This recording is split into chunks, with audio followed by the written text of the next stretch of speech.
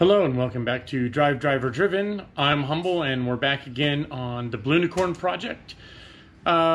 Few things have happened off camera that I want to catch you up on really quick, and then we'll get on to today's project, which is starting the glazing on the car. So most of the things are basically rework from the rush we had trying to meet the dyno day.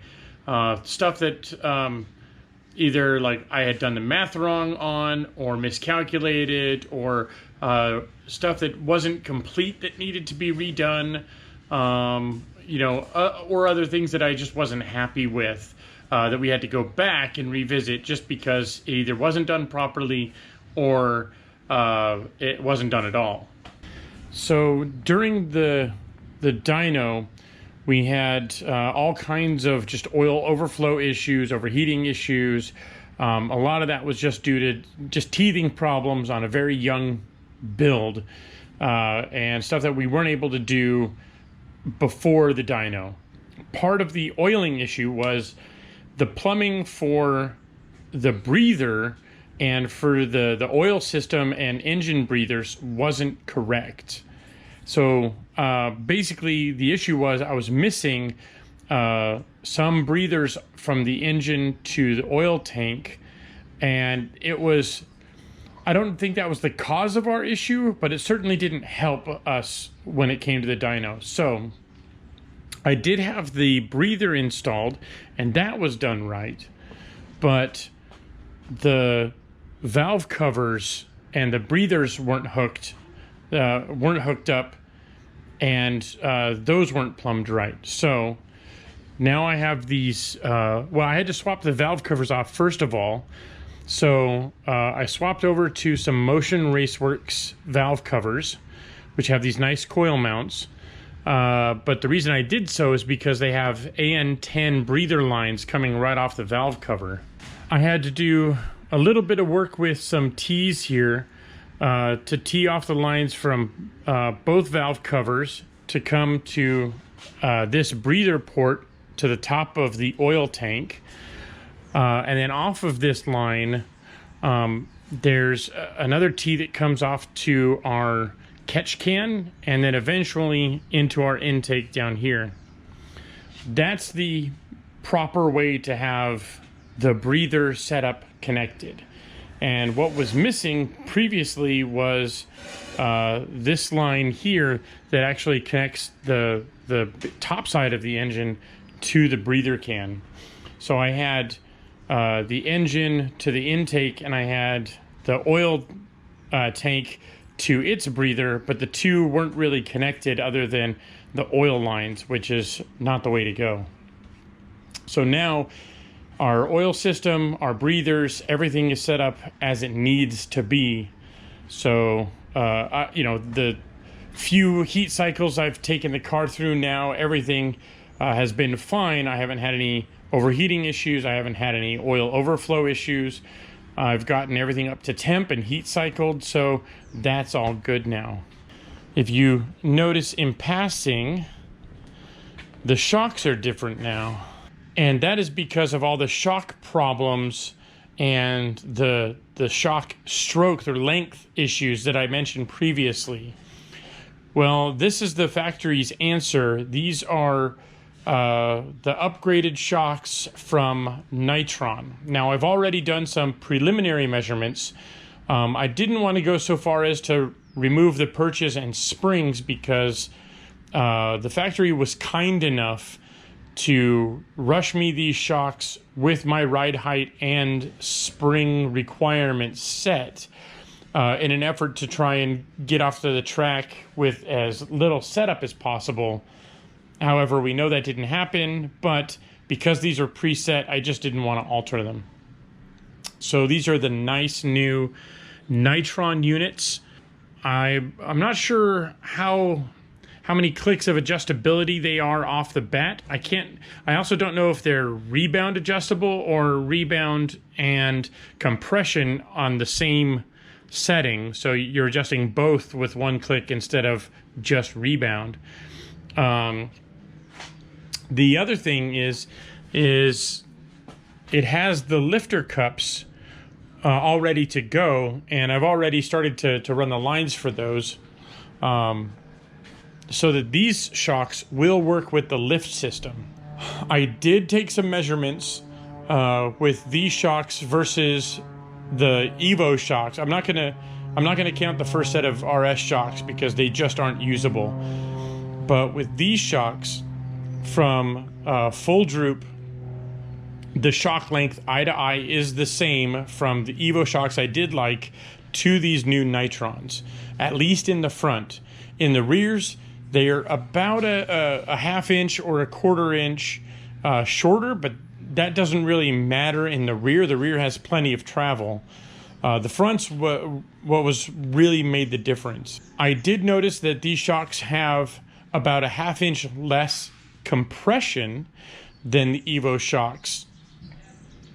However, that's also not bad, because on the Evo shocks I had about a half inch worth of spacers that would sit up against the hat here below the first kind of rubber bumper that's in there, and that was just to keep the splitter off the deck under hard braking, like at the track. So the fact that these kind of have that half inch built in, I'm not upset about. So these should handle, well, I should say these have the same travel as my previous Evo shock setup did out of the gate. How they handle on road and track still remains to be seen, but Nitrons have a strong brand name. I know that they're used in motorsports, so I'm really looking forward to putting these through their paces. Another job that I just didn't want to film because it's a pain, but I got our master cylinders swapped out. So because I did the pedal adjustment, or the pedal change rather, and we moved the pedal ratio from 3.5 to 1 to 5.3 or 5.4 to 1, what that means is by moving the pivot down, the shocks, because we moved the pivot down, the actual stroke length of the master cylinders changes, and it changes by quite a bit. And I ended up having to step up 2 sizes for all of the master cylinders, actually. And then the other thing I did was I made the 2 brake master cylinders the same size instead of offsetting like the factory does. So this was the clutch, and it's 0.7. So we went up 2 sizes for the clutch, and 3/4 inch and 5/8. So previously we had 3/4 inch on the front and 5/8 on the rear circuit for the Ultima, and we ended up with 3/4 inch front and rear, and then a 13/16, as I mentioned before, up 2 sizes from our old clutch master cylinder. The feeling is so far, without driving it, the pedal feel is right where I want it to be. You really get full pressure in the pedal at about 1/2 to 3/4, and you still have more to go from there. We'll see what that equates to on the street, but that's very similar to how the previous feeling was. I'm reaching 1,000 PSI of line pressure at that same pressure level, which inspires more confidence in the braking. So the pressure level is correct. If I'm still not happy with the braking feel, then it's going to be down to pads, and we'll swap the pads out for something with a bit more friction. The last update was I just got this plate covered up, so now it's the same kind of black Alcantara as the dash, with some black zinc oxide M5 screws to go in it. So hopefully that will be as non-reflective as possible against the windscreen. We are on to our side windows and to start the glazing process. Okay, so on our first bit of the glazing. So the doors are on the car. These are set.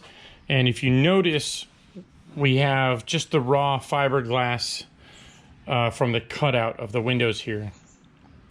Now, as I mentioned before, things to really help detail the car and give it a more finished, more professional look is to black out these edges with a paint pen. Well, I've already done that on the other side, so you can see what it looks like. All around here, the edges just basically disappear against the glass. And so now I still have to, you know, wipe up the last of the door, but at least these edges are super clean. All right, so we've got the windows out here. Now, something I wanted to comment on was just how much better the kind of the plexiglass windows are with the RS than what I've received with the Evo. As you can see, the windows are actually, you know, highly reflective. I would say they've almost been polished compared to the windows as I received them for the Evo. It's just a much higher quality. The other thing is, if I hold up this one, you can see they're slightly tinted. Never mind all the smearing from me working with this one, but they're actually tinted a little bit, just ever so slightly, which I think helps make a bigger difference in just the overall appearance. The passenger side window had really, really good fitment all the way around. The edges are still fairly sharp, but I'm just going to knock it down with a sanding block to kind of take that edge off. But it was a really, really good fit in the door opening. On the driver's side, I actually had to pull some off of the edges to get a better fit inside of the door. And that's something you want to do before you start working with them, is just to test fit them inside the doors and check your fitment before you start doing anything else.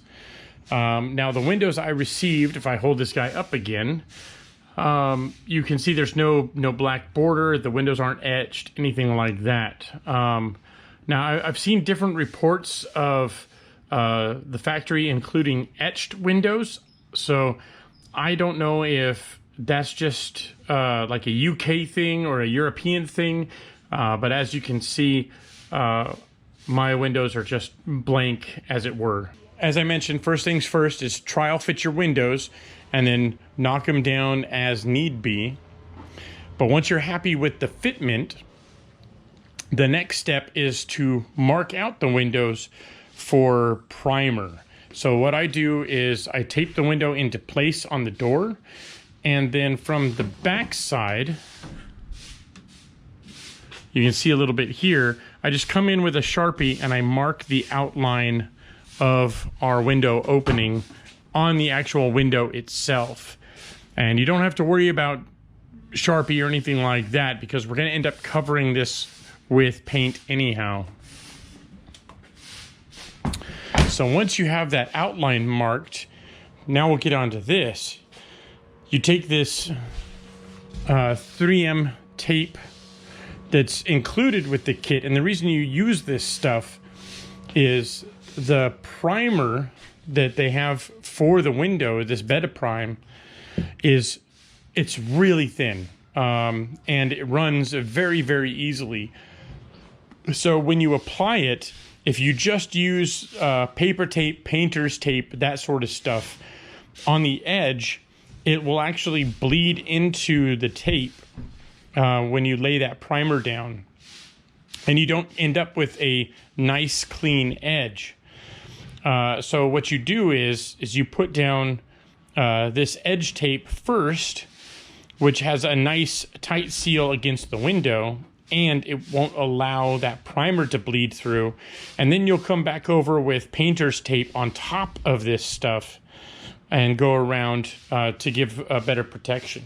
As you see on our line here, what I've done is I've just come in a little bit off of that line, so it's going to be covered up with the primer.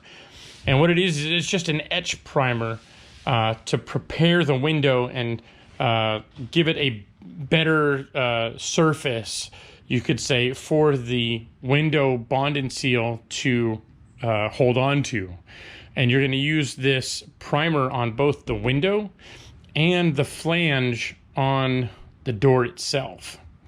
Now, there's not a lot of this stuff, so you have to use it sparingly. As I said, it's pretty thin, so when you use these little round brushes, you want to make sure to kind of squeeze a little bit off of the brush before you start applying to the window or applying to the return on the actual door, just so you don't have runs, and so you're using it sparingly, because you have to use this stuff on the windows, on the doors, and on the windshield returns as well. Now, on the windshield, it's already got this black primer applied. You have to just clean it. And that's what one of these other bottles is for, is it's a surface prep cleaner. So what you use is you use one of those swabs and you use this Beta wipe to clean the edge all the way around the windshield before you're ready to install it. And then likewise, you use this Beta prime before you glue in the windshield.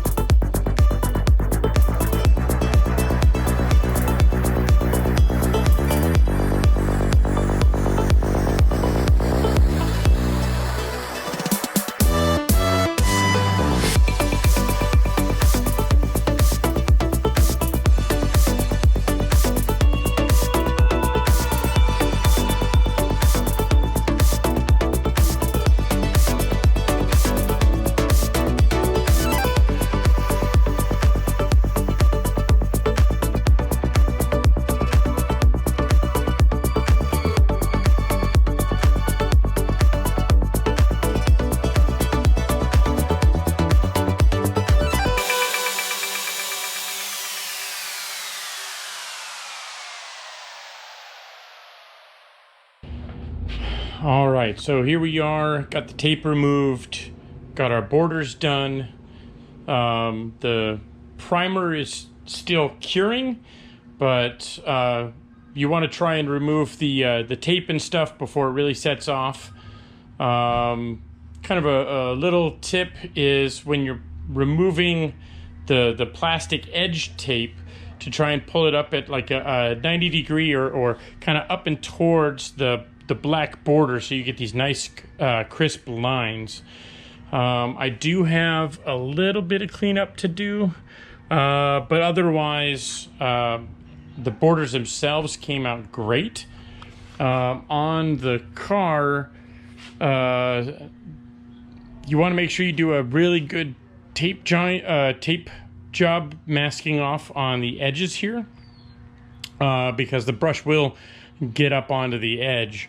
And then likewise, when you're actually doing the sides, you want to try and catch any runs and then pull the paint across the bottom and such, just to minimize how much cleanup work or anything getting into the edge.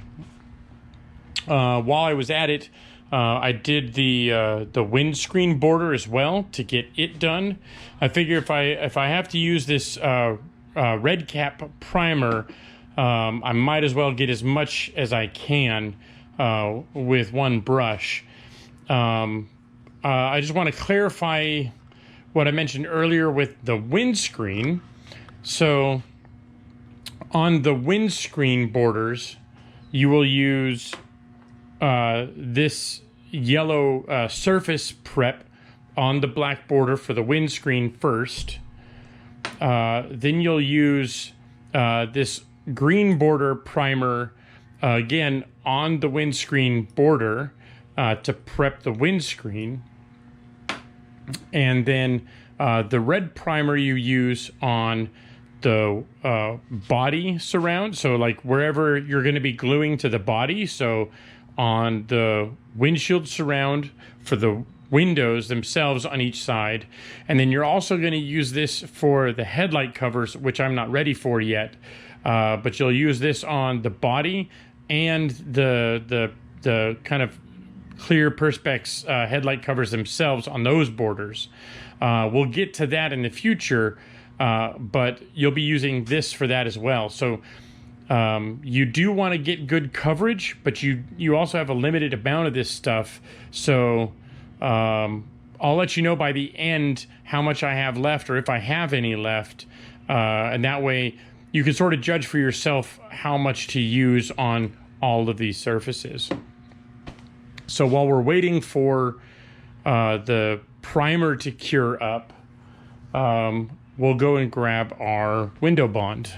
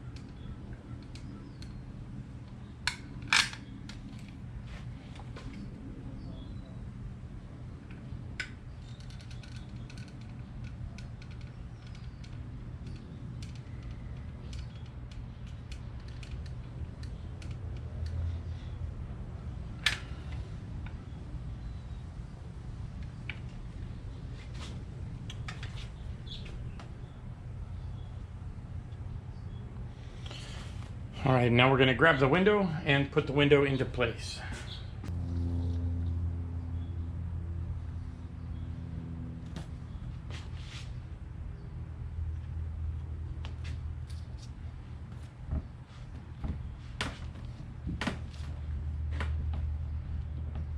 Don't be worried about squeezing the sealant out. That's kind of what we're trying to do, just to make sure that we have good coverage on the inside and on that lip. And if you see some squirting out, that's also okay, because we're going to come back and clean that up later. What's more important is that we have good coverage on the seal in the window. So now what we're going to do is come back and clean this edge. So we're just going to go through, do our best to wipe off the excess. And the goal is to try and wipe it off of the window and down onto the tape. Don't worry if you get some on the window, because I've gotten some on the window, and I'll show you how to clean that up after it's set. It's one of the benefits of the Worth bond and seal anyway, is that it cleans up very easily. So what I'm doing now is just making sure I can get as much of the excess off the window as I can, and that'll make the cleanup job later much easier. That'll do it for the cleanup for the moment. Again, it's not perfect, it doesn't need to be, but now what we want to do is put our tape across the window to hold it in position while the sealant cures. Now, a quick little tip is, you may have noticed these little tape handles that I made for the window. That just helps when you're trying to line it up with one person and put it into place. Another recommendation I can make is to do the door and the side windows first, and then do the windshield, just because it makes it easier to get in here and support the back if you need to. We're gonna let this rest up, and I'm gonna do the other side, and then I'll come back once everything is cured up, and I'll show you how we clean the little messes that we made across the edge and whatnot, and how you can clean this little plexiglass window. Okay, fast forward a little bit as we let the windows cure and do their thing. I've already removed the tape so we can kind of check out the edge and the finish here. And for the most part, looks really good. There's still some tape residue on the window, which I'm not too worried about. And then up here, just a little bit of the Worth bond and seal that's kind of showing, and we can trim that up. But windows themselves came out amazing. If we look on the inside, you can see where it kind of squeezed in a little bit around the edges, and that's easy enough to pull up. Now that it's all cured, you can sort of just cut the inside edge and it'll pull off the window, but I'm not too worried about it. It's a little dirty from fingerprints and whatnot, but you can wipe that down easily enough. So now it is on to the windshield. So I mentioned these different prime products, the Beta Prime and everything. So this red bottle is what this stuff is here. This is just a surface primer to prepare for the adhesive. Let's see, this one, the yellow cap bottle, this is a wipe or a surface cleaner, and that's what we're going to use for this border on the windshield. So we're going to use this first to clean the windshield off, and then hit it with this green primer to prime this edge surface. And then once that's ready, we'll put the window in, set it in place once we get our line of sealant all the way around the window. And then the last step is to tape the window in place to make sure that it doesn't move while all of the sealant sets. This is also a good opportunity before you put the window in to clean your dash surface, because this will be the last time it's really accessible. You can also use this chance to tuck in any edging up here and around the forward edge of the window, again, because this is the last time it's going to be super accessible. So it's a good opportunity to do that.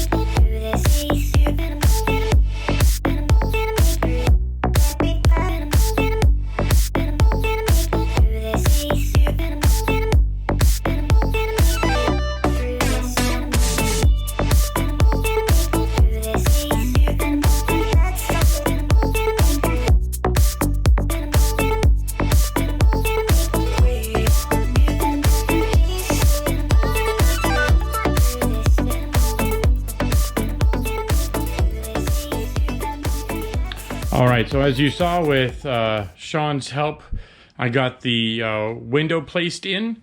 There's a few things that'll help make it easier.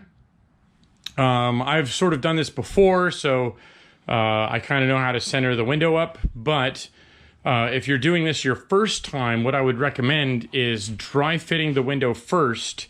Use a couple of rubber shims around to get the window's position, and then use like painter's tape and mark up areas to center the window so that when you put it in, you can line everything up perfectly on the first time.